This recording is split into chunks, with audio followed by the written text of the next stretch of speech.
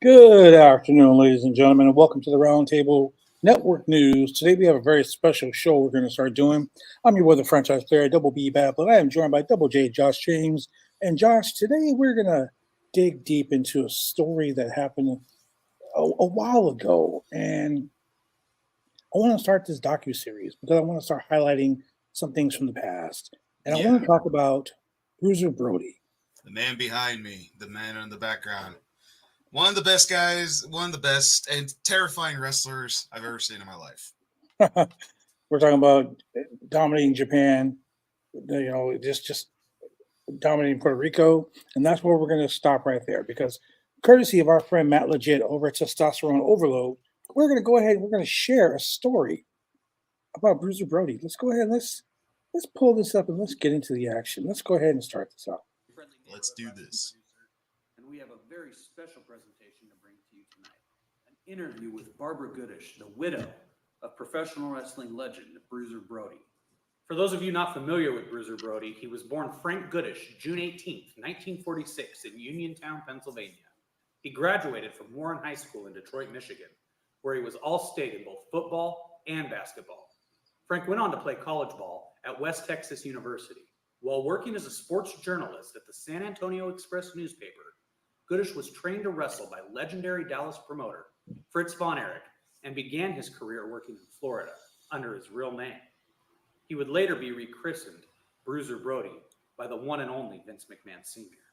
He would win his first championship, the NWA Western States Heavyweight title, on October 17th, 1975, in the Funk family's Amarillo That's a circuit. championship that I know very well. At 6'5", with an unusual, almost frightening look, he became known throughout the world for his wild antics in the ring. In the States, he's renowned for his battles with Kamala the Ugandan Giant and his brutal, bloody feud with Abdullah the Butcher.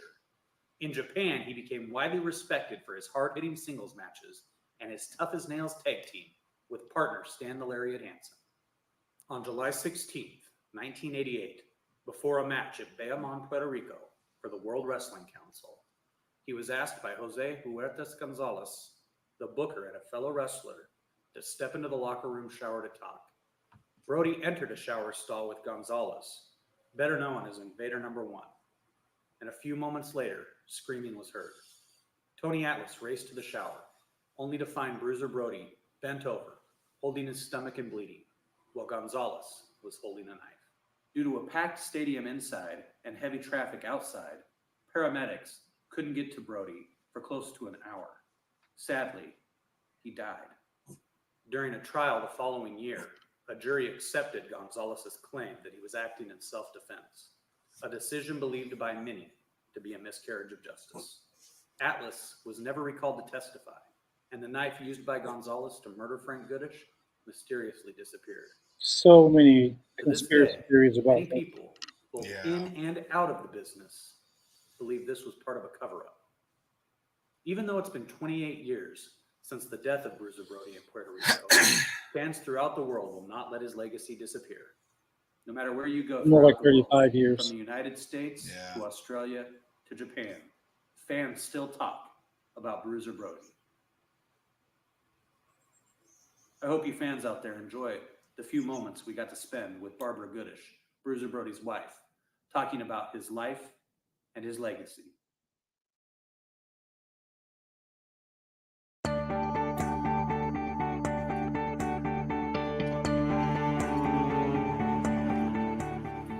Well, it's quite an interesting story. I was working in a hotel in Sydney, Australia, and all the overseas wrestlers would be staying at that hotel. To me, they were just all like my brothers because this was before computers, this was before the internet. So when I was working the front desk, I would give them all their mail and they would show me their letters, they would show me the photographs of their kids, and we would talk about the families because they didn't have much touch. When they were in a strange country, there wasn't a lot of communication. So I became pretty good friends with a lot of them because I was just a friend. I was safe. They knew they could be honest with me. So it was just like another big family. One night I would happen to be working late and they had come back from a match and there was about 12 of them. And at that point, Frank had been maybe in the hotel, probably about 6 weeks, and just talking away, just becoming friends. And we went up to, in fact, it was a Texas gentleman that owned the hotel, and he had like a piano bar called the Bourbon and Beef up up the street. So they came back. I was leaving the hotel about 11 o'clock, and they came back from their matches, and they said, well, why don't you just come up for a drink with us? And I'm talking about Andre the Giant, the midgets, so it was quite a diverse crowd. Yeah, So we went up there. As the night progressed, because it was already starting off at 11 o'clock, one by one, they would get off from the table and say, we'll be right back. Well, this happened several times. Then all of a sudden, there was only 3 of us left, which was Killer Cow Croft, which was one of my friends too. And then he gets up and says, I'll be right back.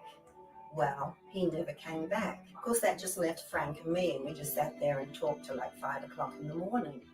But I found out later it was a setup, that he didn't know how to get me by myself, so he'd set up all the boys so that I would feel comfortable, so that in the finish there was only going to be him and me, and that is probably how it all started. When you have a relationship, if you become friends first, and it leads to something else, you're not trying to be somebody else, you're just yourself. And so he knew me as myself. He was doing Australia and New Zealand, so he was pretty much in Australia, in Sydney, at least a couple of times a week. So that's so, and he was there, I'd say, for a period of about 9 months or something. So we got to know, we got to know each other pretty much in that 9 months. And of course, everybody was saying, they're just going to leave. I mean, don't be silly. He's going to get on a plane and you'll never see him again. Frank kind of had a little bit of a disagreement sometimes with promoters. He comes back one Friday night. He was leaving the country the next day. He put his pay on the table, not a word. He said, this will be enough. He said, I'd like you to come with me. Would you, come with me? No promises, no nothing. But sometimes you don't need it. You can understand somebody. And I knew he was serious because he was very tight with his money. And here it was, this wad of cash for me to cover me to come to America. And he didn't know. I mean, I knew that he trusted me because I could have been somebody that just kept the money and not even get on a plane. In life, sometimes opportunities, you have to take opportunities. And I thought, I will never get to see America. So I got a round trip ticket and kept my fingers crossed. A week later, I had to tie up, 10 years of my life. Got on the plane, biting my fingers, said, is he going to be there when I get to the airport? Of course, this was when you got off the plane and everybody, there was no security back in those days. And the minute I got off my plane, the Hare Krishnas were meeting the plane. So got the other plane to San Antonio, got off the plane, sort of feeling, because you never know. I thought, what if he's not there? What am I going to do? But sure enough, here he was. So, when I got through the gate, here he was with a big smile on his face. And I guess that was the story, because I'm still in America.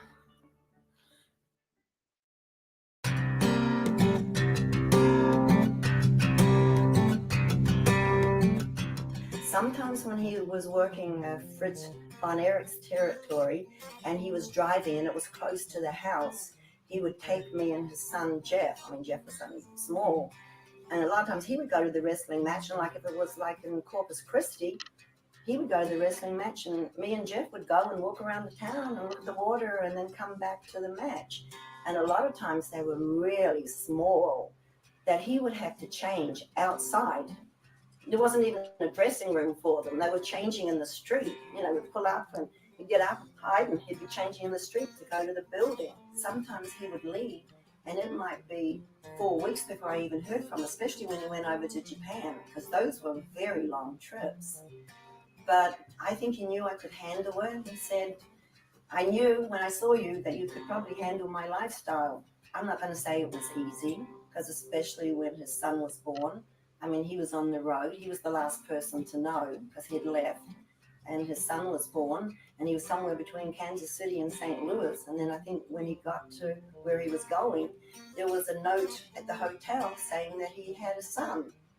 Then I had to keep saying, I can't go home. I've got nobody to take me home until he could get back into town on the Monday. He flew on the plane. He got in about 9 o'clock, 10 o'clock that night. And then he had to leave again at 9 o'clock the next morning. So, yes, it was a hard life, but you manage. Wrestling is not all glamorous. There's a lot of hard work. I literally been saying that for years. I don't understand that. Yeah.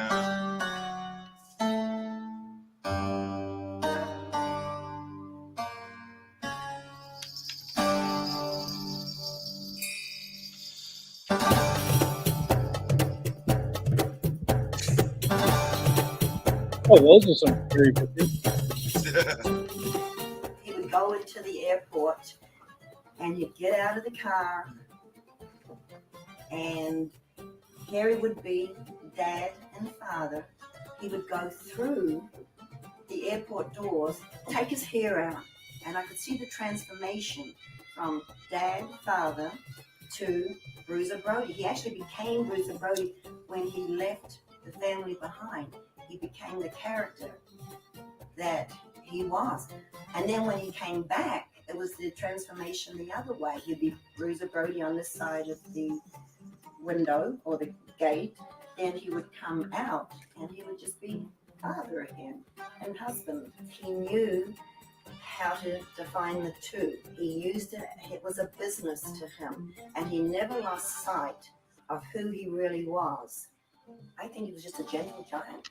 I think he was, that's why people, I think, remember him, because when they met him, they couldn't believe they expected this big, strong man, and here he was, this very softly spoken, gentle person. And even today, I have people call or message me and things, and they tell me about times that they met him when they weren't into wrestling. They were just a little child at the airport, and he would see them hiding behind their parents' legs, and he said he would go over and talk, bend down and talk to them. And they said their whole life they realized you can't judge a book by its cover.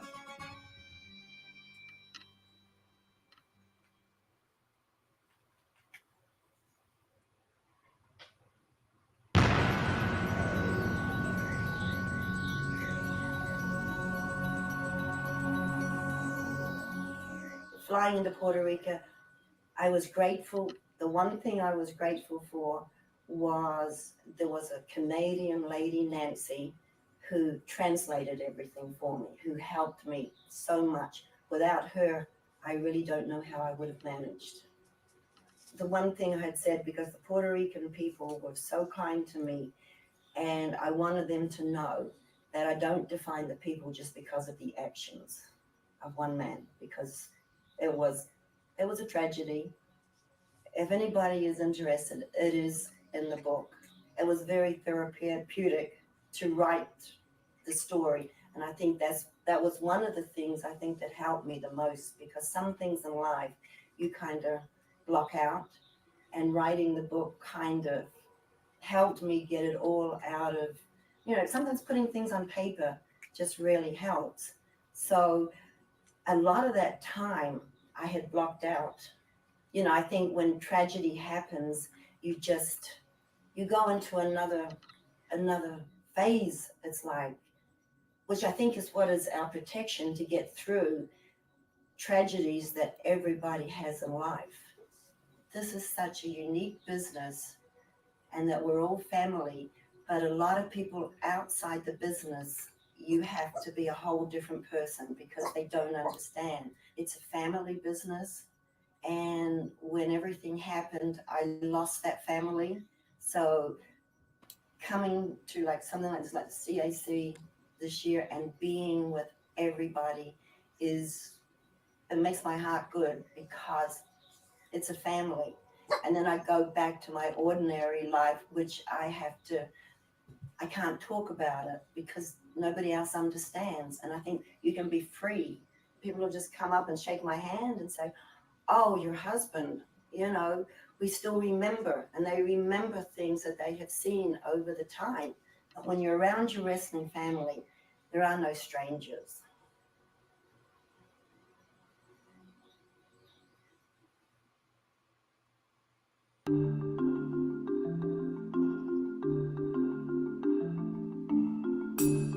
Well, a lot of people had asked me, and I was totally against the idea.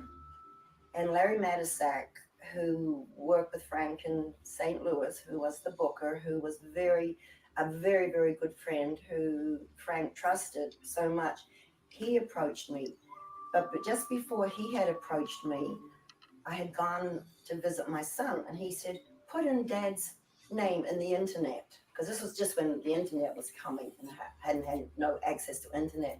So I typed in Bruiser Brody, and I was totally shocked. So much of it was untruth. It was so much lies and just what people have made up. And I thought, well, there's two people that know the truth. Larry knows the truth about the wrestling business, and I know the truth about the home business. So, and when Larry approached me after that, I said, there's only two people that can get the truth out there, and that's you and me. And that was the reason we went and wrote the book. It's called Brody, The Triumph and Tragedy of Wrestling's Rebel.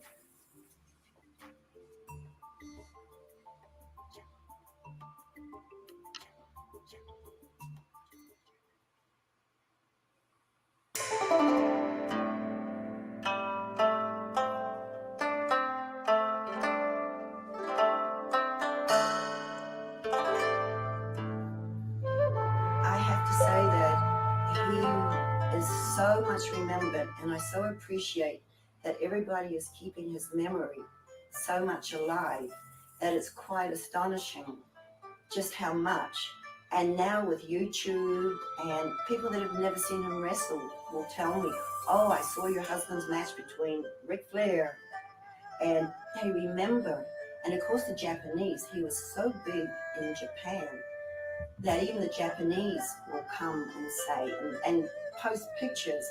And because of, Facebook messaging, I get to see pictures of him from Japan, and it shows me even sometimes a different side, especially in Japan. I mean, here he is in the gardens, or here he is in the wharf, or here he is on a boat. I love that picture. And it's showing me a personal side that I haven't seen. Seems to be so alive in the A memory. lot of They even have his own. a lot of amazing history right there. Bruiser Brody, Yeah. hardcore before hardcore. People post, and all these people. It's just wonderful, and I keep track because I do appreciate when people message me and they send me such nice messages. I always will respond because I am grateful that they still remember him. So I want to tell them that I thank them, because this business, without all the fans, this is what the business is, and that's what he always tried to give the fans the best night of their lives. And I think that's why he is still remembered today.